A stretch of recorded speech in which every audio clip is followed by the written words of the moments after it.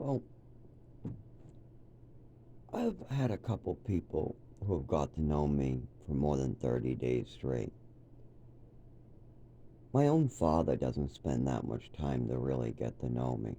From age 14 to 32, the most I ever had with him was 6 months during summer, with, at like about at the age of 23, 24.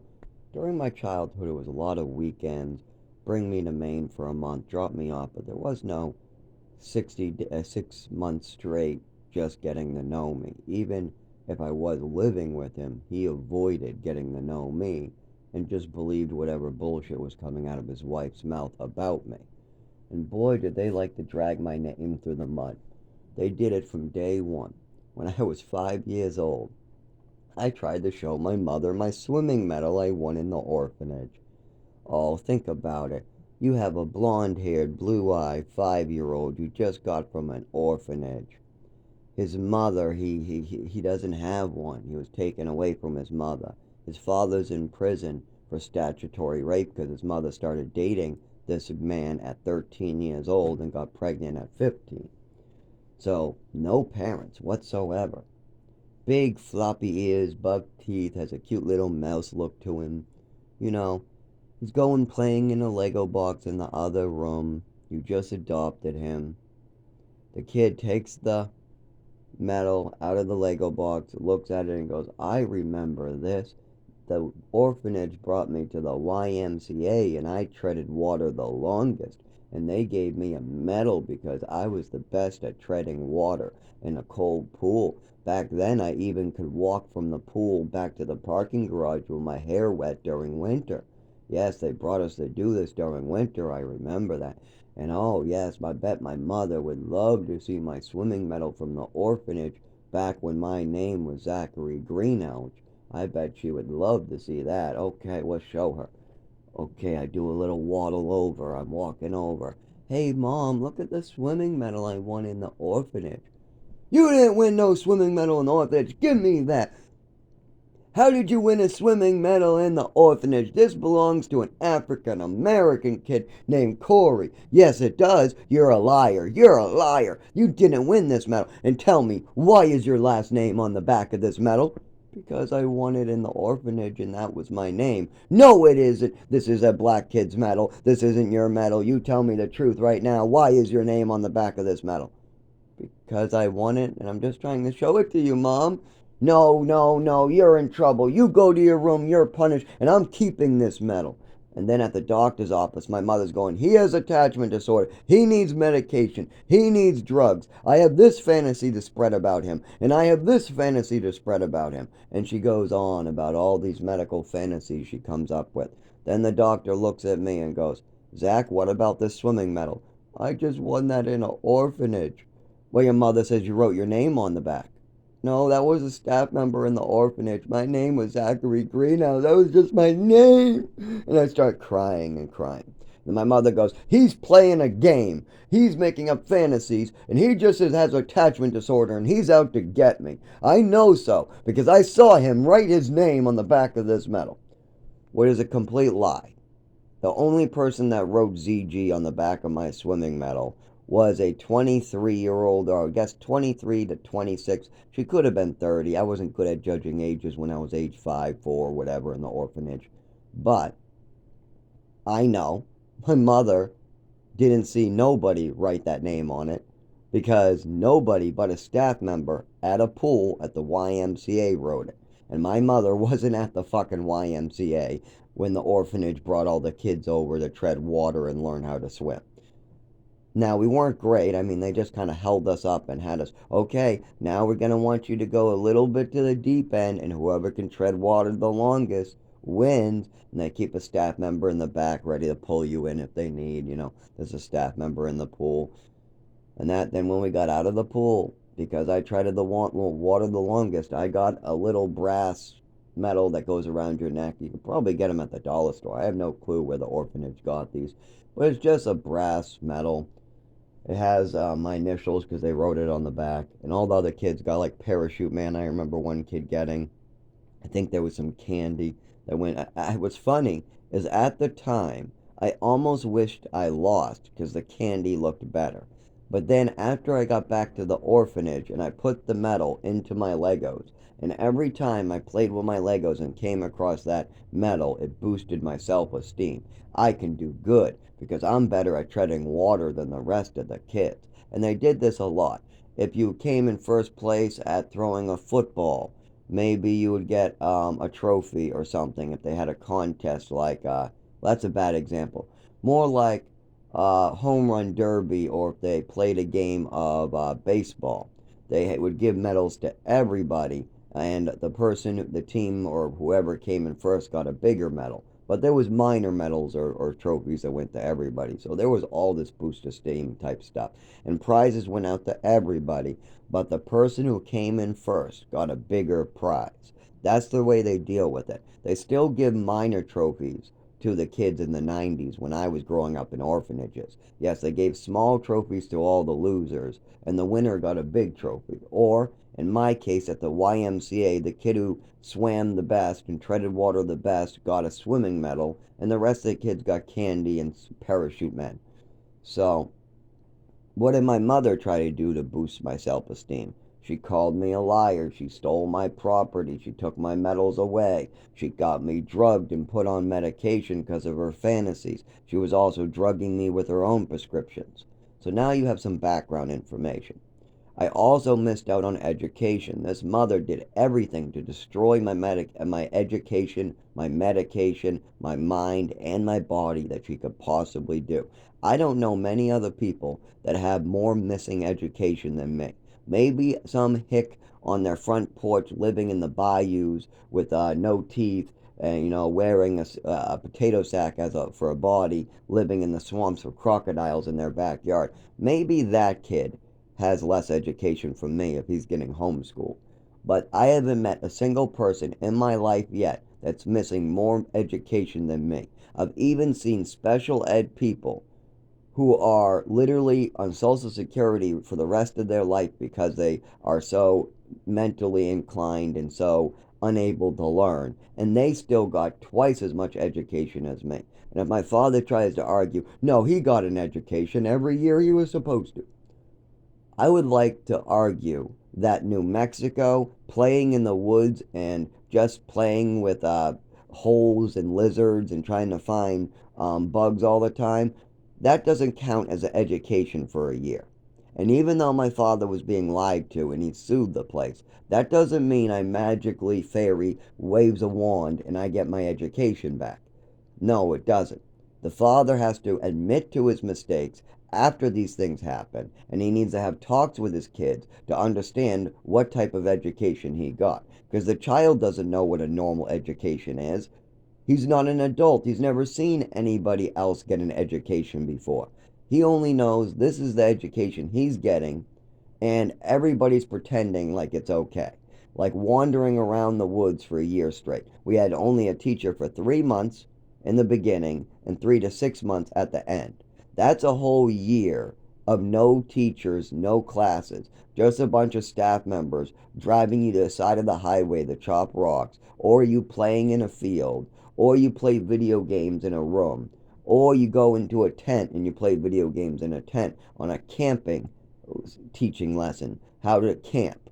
And really, we just pitched a tent and then played video games in the tent. It was a way around. The African American guy who was kind of abusive, he wanted to do a video game class instead of teaching us actual education, and he got in trouble the first couple times. So then he did I'll do a camping class, and then brought his video games into the tent, this big tent, because there's lots of kids.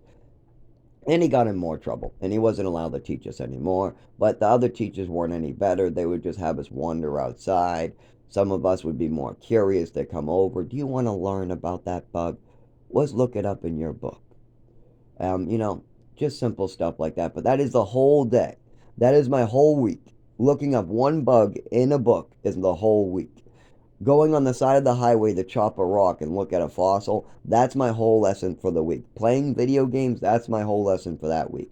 Every other class in between is just wander around a bunch of rattlesnake holes and a bunch of shit and get no education. And then my father wants to blame the victim. He made a bad choice.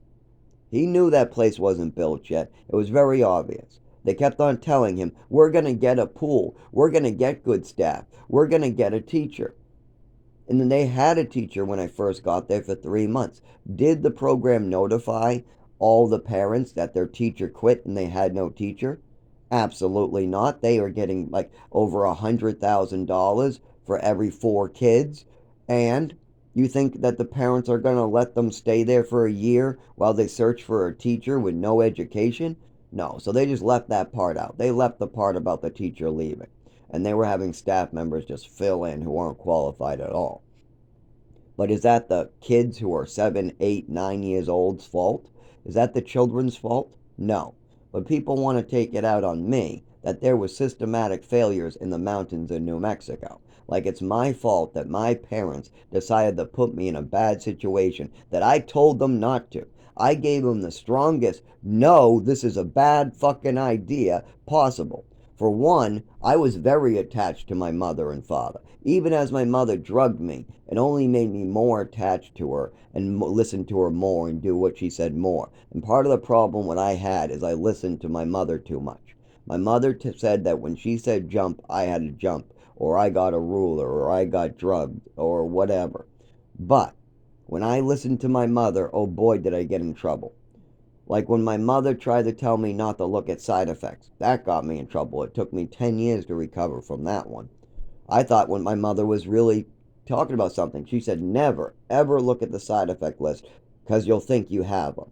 But see, that's not the way it works. The way you want to look at a side effect list is first you think you have a side effect, and then you look at the list to see if it matches. Then you know you haven't fooled your brain at all because you looked at yourself, only yourself in the mirror first, saying, I'm tired and I feel depressed. So then you look at your medication list and you see if you can find depression or tiredness after you take your pills. If you take your pills and you feel this fear feeling or suicidal thoughts, you should speak to your doctor about your medication right away because you need to know if that's due to the medication. If you take a pill and then you start feeling some type of way all the time and you have not looked at the side effect list, and then you go to look at the side effect list and you see it matches, that's a good thing to go to the doctors for. But my mother, she said never look at it, even if it matches later. Just don't look at it. Don't. She was preparing. She was preparing me and my father, trying to brainwash us. Now, the way my brain works, because I wasn't able to get an education, is I have to solve everything in life like it's a math problem. Like 2 plus y equals 4. Solve for y equals 2. Okay, here's another one. Driving and y equals death. Driving and drugs and alcohol equal death. Okay, so that solves for y.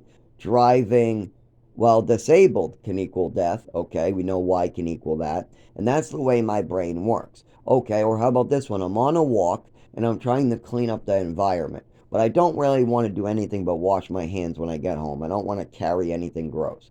So I see a stick, a nice raw, a wooden pole, a small wooden pole.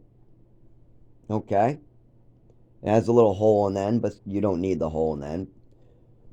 You have an empty bottle of bear honey, the ones with the bear on it, and it's almost empty, but it's a couple drops of honey in the bottom. You have a pair of headphones broken. You found all these, on the road, on the walk down. On the walk back is when you put it together. So on the walk down, I see a pair of broken headphones. Will have a big cord. I see a stick, a wooden dowel. I couldn't say that the first time. I wanted to say dowel, but my nervous system wouldn't let me say it the first time I just tried to say that. That's why I said wooden pole, because my brain would not put out dowel.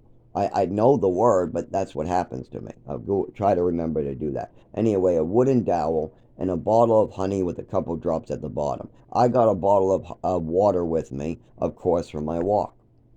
So on the way down, my brain solves. Okay, I'm trying You got wooden dowel, honey, phone cord, plus Y equals useful item to clean up the environment. We're trying to get the equation for how to turn trash into useful items that can be used one more time to clean up the environment and do something useful, like feed an animal, or get from point A to point B, or help people get up a step, or prevent something from falling over. Things like that. Like I found a useless rope in my parking lot, but there was a brick, a stone that kept on falling over and people kept on breaking their necks. It's one of those cement blocks. So I used that string to tie the three cement blocks together, and then everybody thanked me and said, "How did you come up with these things, Zach?" And I go, "Why did I say David?" See, I'm trying to say my own name, and I'm thinking of David right now because he's in the hospital and they're trying to kill him. So I'm thinking about something else at the same time about how David, I need to get his debit card. I need to do this. I have solved A, B, C just recently, and that's what's on my mind for today and tomorrow and Tuesday because I'm gonna have to leave to live in the woods soon. And so I'm trying to solve that math problem in the back of my head, but every time I add it up, it equals death for me. Suffering, pain, death. Suffering, pain, death. No matter what I choose to do. Doesn't matter what I choose to do, good or bad. I am going to die a horrible, slow, painful, suffering death starting in, well, already started a while ago, but it's going to be finished off in a couple days. I'll be really living outside, and the shelters will be screwing with me, screwing with my head, throwing me out to freeze to death just because I'm disabled, stuff like that.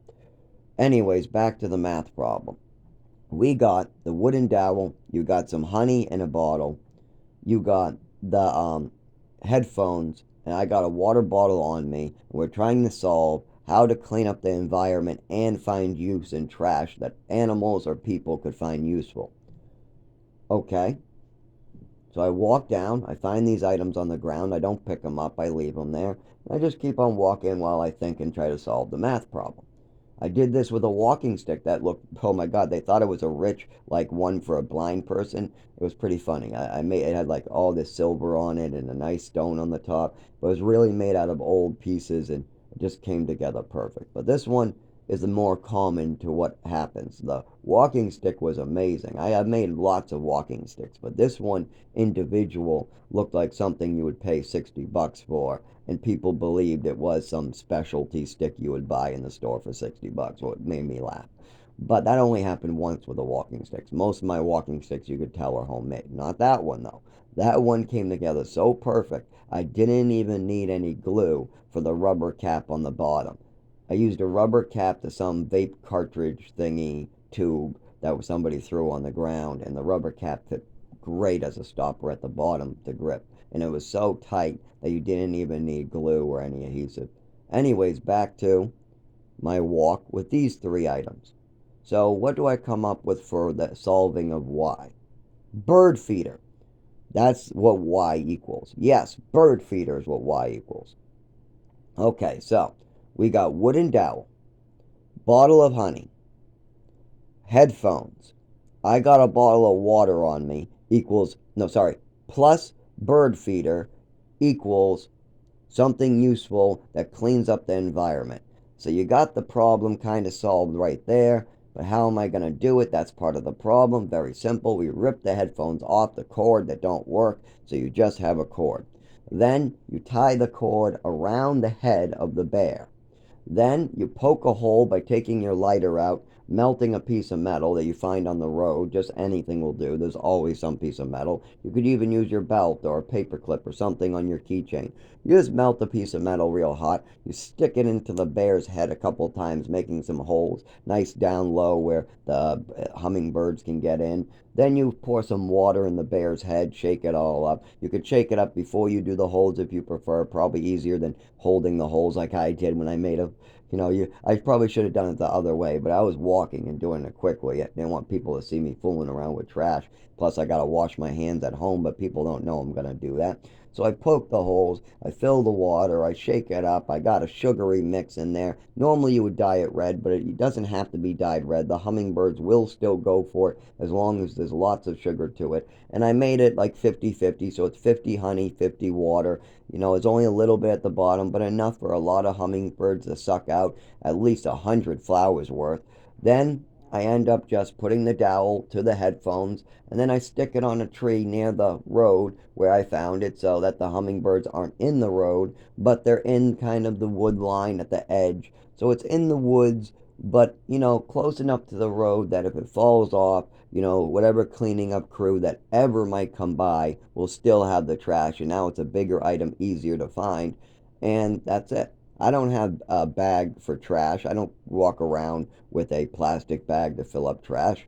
I mean, if I have my own trash or if I have a plastic bag on me, at times I will clean up certain good areas of packs of cigarettes or bottles or things like that. I've been known, or if I'm near a trash can and I see a bunch of trash near the trash can, I'll just throw it away. But if you're in the middle of nowhere and you find 3 items that can be reused and recycled in a way that instantly, it's great to know that you were able to do something. And you normally will see something like a squirrel or something trying to get at that liquid. And as long as some animal gets it, you reuse that product.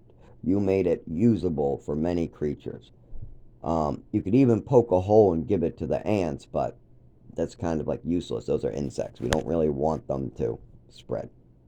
They're not exactly the creatures that God wanted to take over this earth. I don't think that God really wants mosquitoes ruling around in numberless numbers or any of these blood sucking insects. They're not exactly. When God says give back to nature or give back to society, I don't think he's talking about ant society. I don't think he's talking about that type of nature. Even though if you talk to a Buddhist, he'll tell you you got to be nice even to the spiders. And believe it or not, I do have one spider I'm nice to in my house because he catches all the gnats that come in this one window. The gnats are always trying to come in through the screen in the kitchen window where the water is, where the sink is, because we have a window right above a sink. And they try to come in because of the water and once in a while a dirty dish in there or something. So if you got that, what do? Well, I got a fly trap, but that doesn't catch all of them. Well, we have a second fly trap. The first fly trap is up high in the window. There's a spider. Now the windows are so old that they're like, no matter how many times I Windex both sides, you can't really see clearly through it. So you really can't see the spider web on either side of the window up at the top. But if you take the window out, you can see that there's a spider living up there and there's a bunch of gnats caught. So I said, okay, well, if you're going to catch those for me, I'll leave you up to the corner. You're not bothering me. Plus, your babies can't even get on my side of the screen. So if you're going to be on that side and you're going to be trapped over there, because it's not. Wait a minute. Oh, yeah, because it's on the top part, the way the screen fits in there in the 2 windows, there is no screen up there. The screen only goes to the bottom half of the window. So he has to go down, in through the screen, back up, or he has to go up and around. Just the way they build the windows. They got 2 halves and then the middle screen half. So you got a glass on the outside, a glass on the inside, and you have a screen in the middle that only really goes down and slightly up unless you push it all the way up and then it gets locked. But if I push the screen all the way up, it would kill the spider or it would get his web all because that's where he's built it, is at the top where the screen never gets pushed all the way up because you only got one screen, so it either is up or it's down. And if I go all the way up with the screen, well, then I would ruin my flycatcher and he would still be alive most likely. So the screen stays down, or if it does somehow need to go up because I got to throw something out the window like water or something, well, then it only goes up enough where I can throw something out. We just click it to the highest click that where we don't have to climb a ladder to mess with it. And so I have a fly catcher that you can't really see in the top right hand corner where the screen would slide up in between two layers of glass. And then I have a fly catcher outside of that window right in front of it that is a fly catcher, and that's supposed to take care of those, as well as I have some other fly catcher things around here. But that's the only things I kill is insects. I'm willing to trap insects, and I also bring them outside. If they're an insect that won't harm me, or only eats other insects, if they get close to me or somewhere I don't want them, they go straight outside. And if they run too fast away from me when I try to catch them, they get squished. There has been spiders squished because they almost got underneath something, like a bureau or into my clothing. Nope, sorry, you start trying to go into my clothing and you don't turn around and I can't catch you, squash you are. Because I'm not going to get bit in my clothing.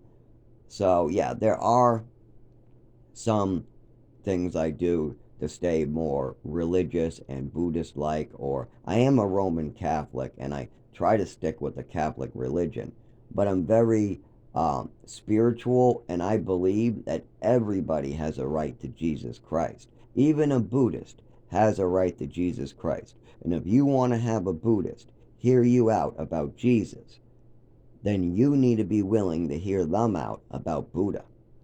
That doesn't mean I'm going to convert. It doesn't mean I'm trying to look for a new religion. It just means that I think everybody has a right to Jesus Christ. And see, I see a lot of people that are selfish with Jesus. They say, "Oh, you shouldn't go and talk to that Buddhist. He's Buddhist. What are you? What do you want to pray to false idols? Yeah, you want to pray to false idols." No, I'm not praying to Buddha. I pray to Jesus and God. But are you telling me that Buddhists don't belong with Jesus either? Are you telling me we should be selfish with Jesus Christ? Or should we show them that we have love for them too? That Jesus has love for them. And even if they want to stick with their Buddha religion, we'll always be there for them. Our Catholics are always there to convert and give love, charity to all of Jesus's brothers and sisters or children or whatever you want to label all of the humanity as. And that's the thing. If you asked my father and mother if they would explain Jesus to a Buddhist and then try to convert them, the first thing they would need to do is be open to listening to the Buddhist about Buddha. You're just listening to other people. Doesn't mean you're converting. It doesn't mean you have to believe them. I can walk into a mosque and I'm not going to burst into flames. I'm not going to change my religion. I'm not going to suddenly turn into a Muslim just because I walked into a mosque with my Muslim buddy. Just because I walk in to, or let's say Jewish buddy. Mosques are Jewish too. Let's say I walk into a mosque with my Jewish buddy. Does that make me Jewish just because he showed me around his religion? If I bring a Buddhist and try to bring him to Catholic Church to sit in with me, does that automatically make that Buddhist Catholic? No, if he still believes in Buddha, he's still Buddhist, even though he's in a Catholic church. It goes the same in every direction. But see, my family can't understand this. They're selfish when it comes to Jesus, and they also don't even understand his teachings. They haven't even learned how to fully understand the ninth. Something all the other commandments are pretty easy to follow. Don't steal from thy neighbor. Don't have sex with other people's girlfriends or wives. I would say that goes for girlfriends too. A lot of people say, "Oh no, they're not married, then you can have sex with them." No, see, you're causing problems and a lot of harm in a relationship. That can be problematic, and I don't think Jesus wants a bunch of people fist fighting in the street. So, that's what it's about. Not causing fistfights, not causing harm to other people. First, do no harm. That was always my rule in my households. First, do no harm.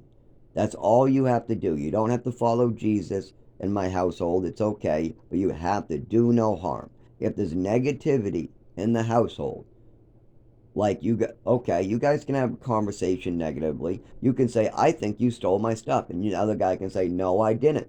But that's where it ends. You guys got to come to an agreement at that point to disagree. He stole your stuff and you know it, and he doesn't want to admit to it. That's fine. But you'll have to bring it up later, a week later, and ask him again, did you really take my thing? Because I still haven't found that. And then you might get a different answer. Or you can bring it outside and fist fight. But in my house, there is no of this hateful behavior that brings people to hell and brings evil into their heart. And you know what? I'm going to be murdered and killed by my own family. And they did. The reason why I'll die outside from the cold, the reason why I won't be able to walk, the reason why I won't be able to function while trying to live outside in this type of life is because of what they did to my body. So I have a choice. I either can die a slow, painful death. I can die another type of slow, painful death. I can die another type of slow, painful death. I can die while people use me and tear my organs apart by using me and using me and using me. Or I can die by my own hand without the suffering and painfulness.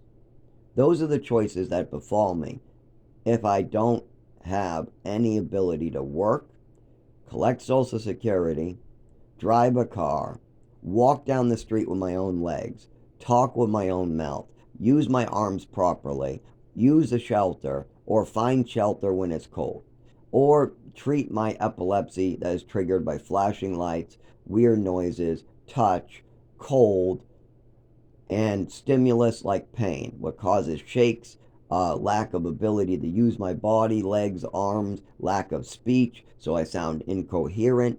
And of course, that means it's impossible to get help from doctors, especially that my mother and father made sure I wouldn't get help in the first place, even if I can speak very clearly. Something I should describe here also is I have 3 levels, or I have more ability to speak if I'm not being shocked to death by my disability. As my disability is less intense and the stimulus is less intense, I can describe, let's say, my arms and legs not being able to move as the electrical impulses going through my nervous system cause disruptions in my movements and coordination, causing impulses, spasms, twitches, falls, seizures, and other neurological events close to epilepsy, or actually is epilepsy and just one form of it. It's from a neurological disorder. Now, my limbs, what I also can call my extremities, have problems moving at these times, but my verbal speech and my vocabulary is limited by the amount of electrical impulses going through my spine. So as electrical impulses go through my spine and into my limbs or extremities, fingers, and I have my speech affected by this, it becomes apparent that other people think it's some type of game I'm playing, or they want to force me to move, or causes me to have a fall and injuries. This has been happening for 25 years, with it getting more severe over time, depending on the situation I'm in, if there's flashing lights, if I'm near traffic, if I'm in cold. And it wasn't as bad as childhood, but it was very apparent to everybody. I mean, I was playing barefoot, and I removed my skin. They saw me not being able to throw tiles. I had twitches. These things go back all the way to age 7, when the overdose caused this problem, and it was this overdose fried my nervous system. How do I know this? Because it happened that day. It's like day and night. I've been asking doctors to help me with it. I just told them what happened, and then I was hoping that they would wave a magic wand going, okay, this is what you need to know. But instead, I had to do the research on my own over 25 years. I questioned my mother, and what I didn't know at first is her bullshit. I didn't know bullshit when I saw it, but now we know bullshit when we see it. I mean, it's very obvious my mother was full of shit, because the doctors told her to stop at times too. In Texas, they wouldn't go along with it, but that doesn't mean they told her to stop. They just told her to stop with making up illnesses like schizophrenia, or trying to manipulate me, or smacking me around, or, I mean, there's so much more we could go over. Even the misuse of my Social Security to better themselves. When I needed clothing, they were bettering themselves. When I was trying to pay my rent in a house at age 19 that was supposed to get me my first apartment, and they had classes meant for me, I wasn't allowed to go to my classes because my father was keeping the rent for himself. getting me thrown out, where he had to come in and play a game like I was going to come home and take care of mom because he got in trouble. And that was an excuse for the family. He didn't care about the program or the state or the Social Security Administration or the federal government. They already knew my father did illegal stuff, and they were already bringing him to court. But I refused to sign bailing my father out. But he was embarrassed to tell the family that their 19-year-old son, that they've been calling evil for so long, just bailed them out on 12 grand of debt and got them out of court's duty. And it was a much bigger deal because it would have been dragging him embarrassed through the streets. The money wasn't the paying me back the 12,000 and then me paying back the Highfields program for young adults in Lawrence, housing project slash they had classes and stuff. Instead of me having to pay that program back, I got thrown out, but my father stepped in saying that I was going to come home to take care of my mother and then lying to the whole family because he got in trouble. Well, I bailed him out of the courts, and then he turned around and ran from his responsibilities. He made a deal, and first chance the courts weren't looking at him anymore, he bailed out on his part of the deal because then he's not being brought up on charges anymore. If those charges came back, then he would say, hey, Zach, I want that deal again. Hey, yeah, they're bringing me to court to pay that money again. Can you not sign again? If they came back and asked me, hey, Zach, do you want to sign now? A year later, and I picked up a pen, then my father would have been like, oh, that deal was a pretty good deal. All I had to do was the right thing. And I ran away because I was upset and I wanted to cry about, oh, he's so mean. Zach is so mean. He's so, my little child that's 4 and 5 and 6 and 7 and 8 and 9 and 10, 11, 12, 13, 14, 15, 16, 17. He's so mean. He played with a book of matches, so he's so mean trying to burn down my house. Oh, he's tired, so he's so mean because he must be depressed. And oh, he's wearing black clothing, and he's dyeing his hair. Oh, he must be scary. Even though I was just goth because I was being hurt all the time and I didn't know how to deal with it. And the goth always had deep poetry, lots of black, and it was always kind of like easy to style too. Because if you just got to pick one color, that's an easy style to keep with. Just try to get stuff that's the color black. That was really easy for me, but it came with a lot of skulls and random, like I had one with eagles, one with skulls, I had a couple other ones, just black all over the place, and most of them didn't fit, because I had to trade cigarettes to other kids to get the clothing, just black t-shirts. That's all I wanted was black t-shirts and pants that didn't make me look like a nut. Because we got ass jeans from Costco that make my ass pop out. We got shorts that make me look like a girl wearing short shorts. And I cut some of them on accident, the short shorts, but I never wore those. I never wore any of those. Hell no.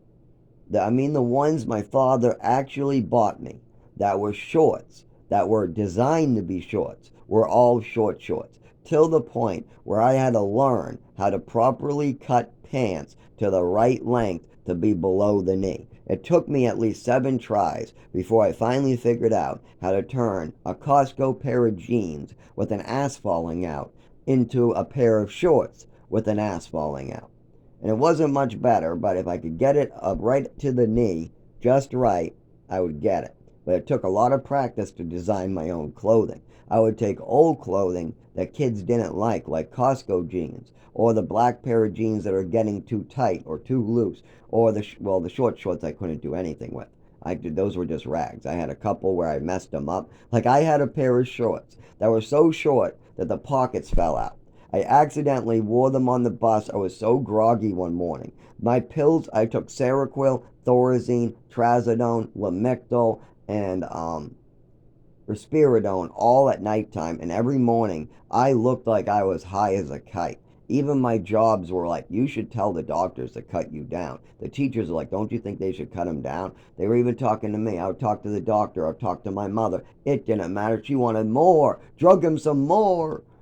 So I was wicked out of it every morning. I would just throw, jean shorts, here we go, throw them on, go. And I didn't look in the mirror. I never checked. I never, checked my hair. I was dead in the morning. Unless I could do my hair before bed.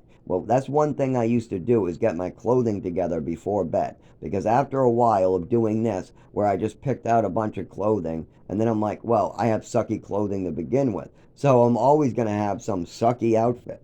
Like, this is too large. This is too small. This is ugly. This I'm getting made fun of. This and this.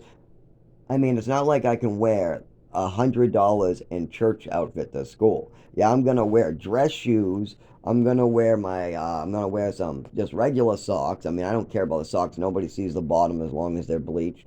I'm gonna wear some dressy pants, or I'm gonna wear a pair of Costco pants where the ass falling down, and I'm gonna wear a dressy shirt with a nice button-up shirt with a plaid pattern, and I'm gonna comb my hair sideways, side to side.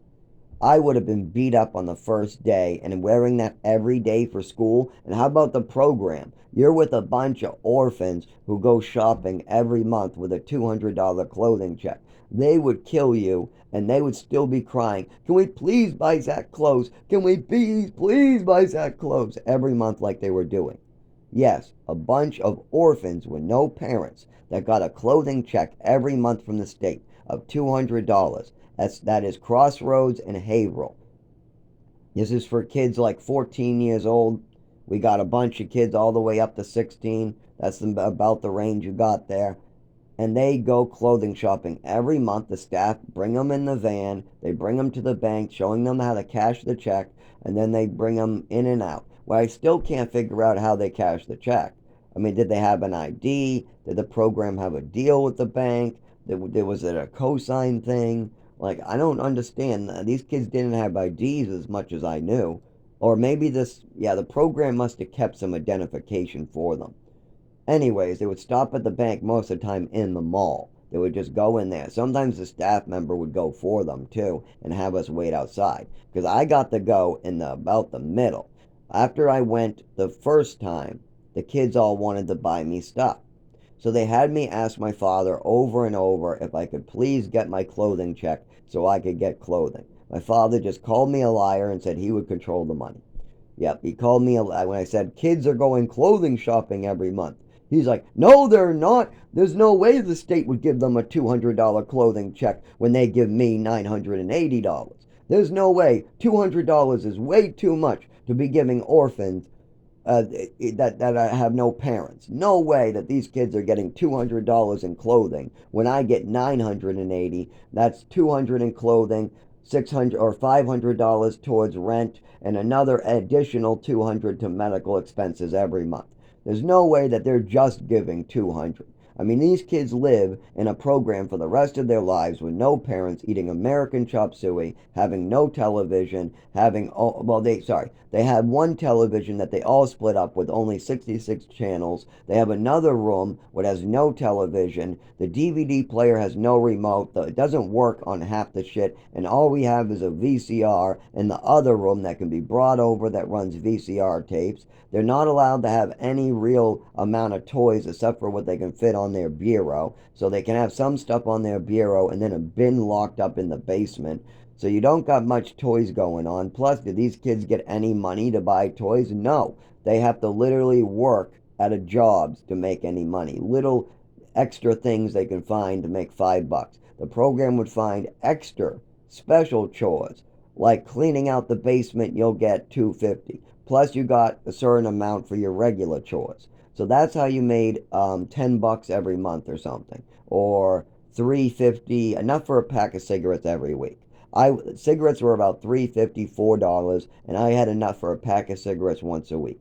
So that's about what we were getting. Sometimes if I did a lot of extra work, where I was the only kid really trying to go and do extra work, I was also the only kid with unlimited leaves and walks.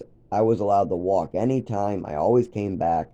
But that was because I was addicted to cigarettes, and I told them I felt suicidal because my mother said I was suicidal. So I figured if I said I was suicidal out of cigarettes, maybe they would just let me smoke. What actually they did. They did just let me smoke. So that worked. But again, my mother is already established at age 5, 6, 7. I was suicidal because I'm sucking on my skin after an overdose. She's already established that I'm trying to burn down a house because she had me repeat something she told me. I mean, this is so nuts. I also believed that Santa Claus was coming down the chimney. But I was wrong about that one too. A kid playing with matches to see the glowing thing, it does not mean the kid is trying to burn down the house. That is just fool's logic. My mother saying that I could have burned down the house, so I'm trying to burn down the house on purpose. That is the logic that my mother fed me at 5 years old. And what was I really doing? I saw a candle with the glowing thingy and then light it with a match. I took the matches and I wanted to see the glowing thingy. I couldn't quite get it to work, so I walked away. That's it. That's all that happened there. But then my mother's going nuts. I say, I don't know what this all means. I don't know what I was doing. I don't know. I don't know. And no kid does. Javier didn't know why he took my lighter. He stole my lighter and brought it to school. Does that mean he's trying to burn down the school? No, he wanted to see the glowy thingy. But why? Why did you bring my lighter to school? Why school? Why did you bring it to school? Why did you bring it to school? Were you trying to burn down the school? You could have burned down the school if you were trying to burn down the school. Then my nephew would have burst down and crying. But I could have done it more gentle. See, my mother had a gentle twist to fucking with a child's brain and convincing them that something was wrong. Like, for instance, she was trying to convince my father for years that me bumping in the furniture and having scabs on my shin mean I'm suicidal. She tried to convince my brother and my father and me that me jumping in a pool, catching the back of my foot on a fence, means that I'm purposely harming myself and I'm suicidal and I'm trying to commit suicide. She tried to say all these things. She used to have a story for everything, and it used to fuck with my brain. So I used to repeat these things in the program when I couldn't understand what was going on. And that was really fucked up, and that made things worse. So if my mother could have just stopped fucking with my body, brain, and doctors, I would be able to live a normal life. And I can still live a semi-normal life if we handle my mother's symptoms and the doctors know what I went through. But if they still keep on listening to my old medical case that was established by a crazy woman who's dead and killed herself with drugs and alcohol, and my father is 89. I mean, who the fuck is going to get the doctors to listen to what happened to me? The people who did it to me are almost dead, and the family doesn't want to get involved. And even if they do, without my father's testimony, the doctors won't know shit. So I guess I just get to die by the hand of my father and family. Yep, I was murdered by a family. Murdered by adoption to a shitty family. I get to die, and I've already almost died.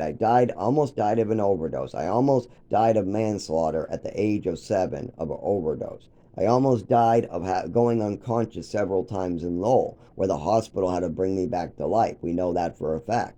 I've almost died on the side of the road of a seizure in New Hampshire just from trying to walk to work. I'm walking to work, and because the doctors aren't treating my condition, because my mother and father did nothing about telling the doctors what my real disabilities were about, I have a seizure and a car runs over my hair, almost popping my head like a blueberry, and my legs still throb from that seizure. Yes, the cement bangs my kneecaps and my arms and my knuckles and my head and my back, and everywhere is all bloodied and bruised. I even think I've got fractures before. So yeah, there's a lot of fractures, and there's a lot that doctors will not treat me for, thanks to my mother's and father's too. If I get an internal fracture and it gets infected, the doctors won't get it to it until I'm literally on the side of the road dying.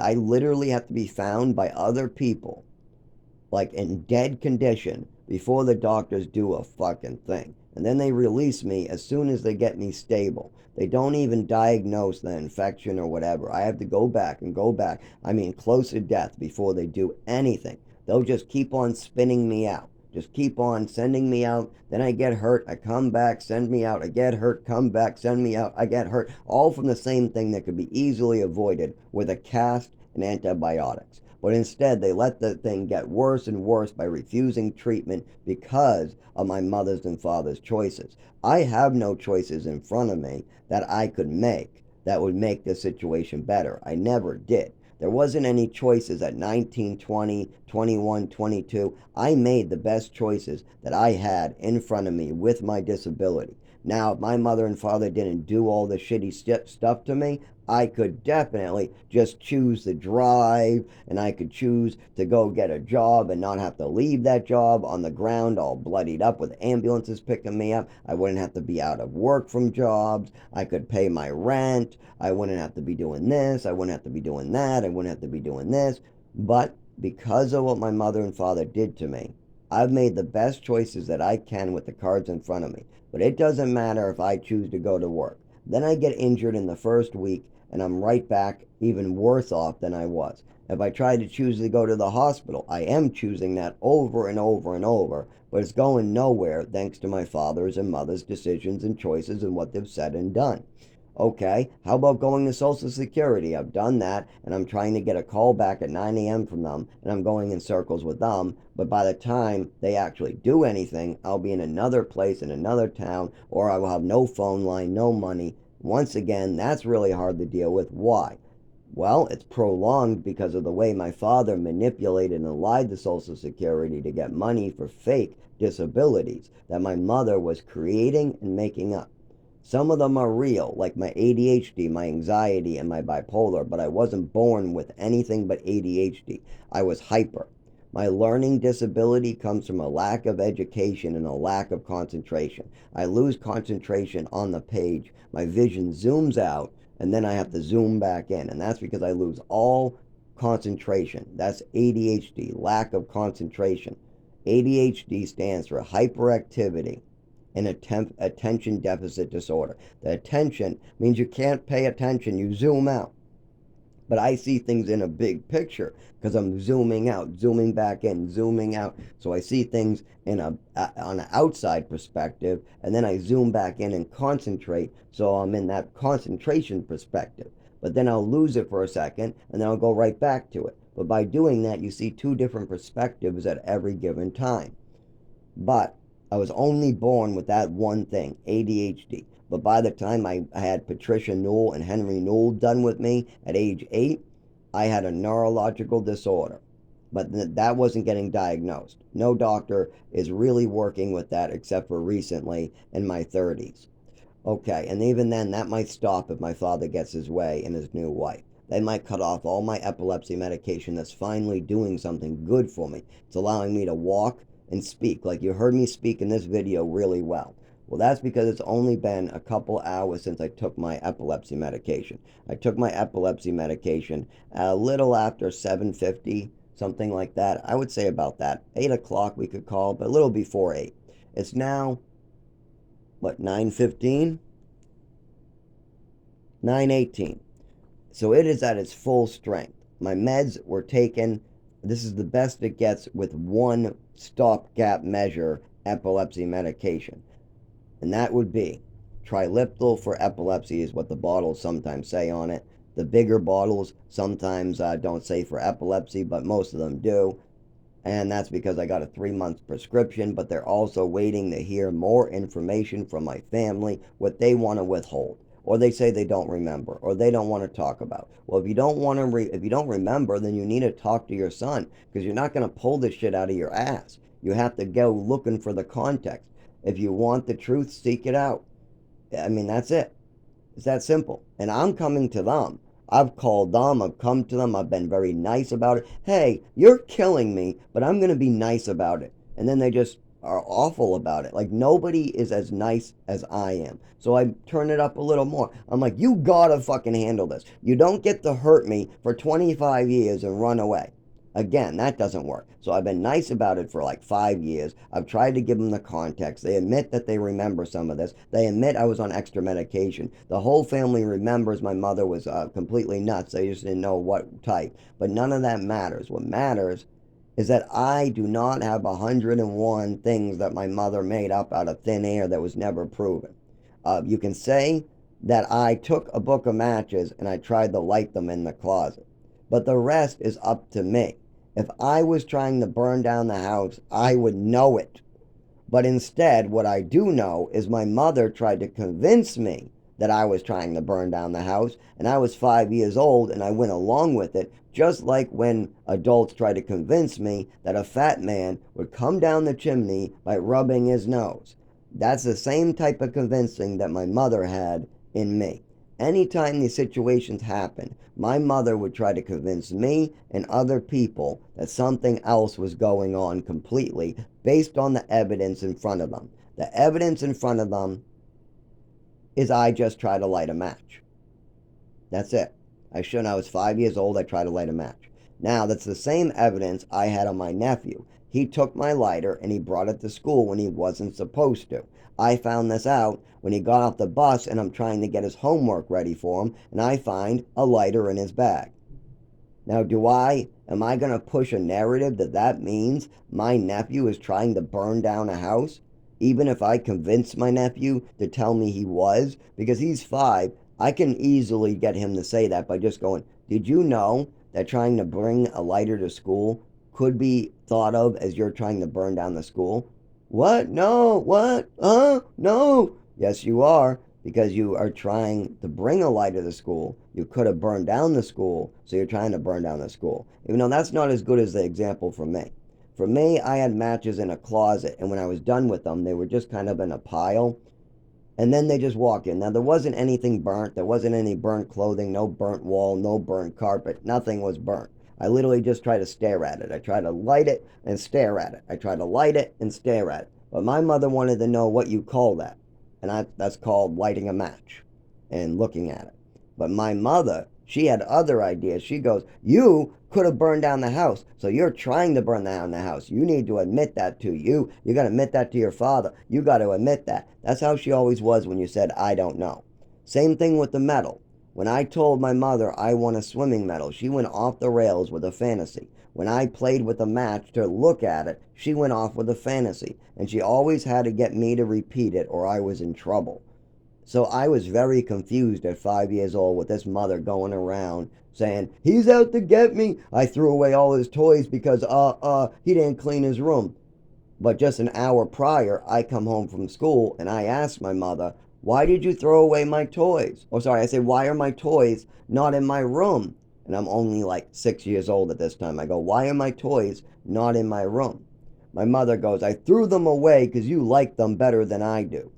That was her that's really why she did it. She told me straight to my face she threw away my toys because I liked the toys more than her. But that's not true. That's just a fantasy my mother had in her head. I don't like any more. You think I like a toy more than a family and a home? What's wrong with you? But see, my mother had these delusions in her head that people were out to get her, even children. So, then she goes and we're in the kitchen and I tell my father, I go, Mom threw away all my toys. Why is she throwing away all my toys? Why is she throwing away everything? And she goes, because he didn't clean his room. Well, it was a complete mess because the whole room was clean.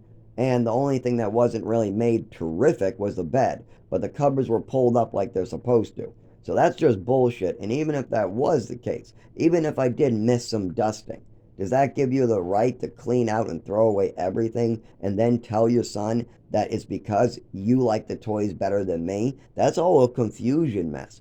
Plus, you're stealing medals thinking that your son's out to get him, drugging him, you're slipping him pills for his adoption party and his adoption, whatever part that was. You're slipping him pills that are causing overdoses and a change in his body. Teachers are calling home about we need to put him in physical therapy and speech therapy for a sudden change in his writing, speech, and his movements, when I'm absolutely sure that the teacher did call home because she was very concerned day after day. She even called me in the hallway about what the teachers called a sudden change in my movement, my writing, and my speech. And I told her I don't know what the hell is going on. But I also knew that there was a sudden change after that overdose where all those symptoms happened. We also know I was going to the doctors at that same time, asking the doctors to look into a sudden change and an overdose and me losing my vision and the ability to feel and the ability to speak.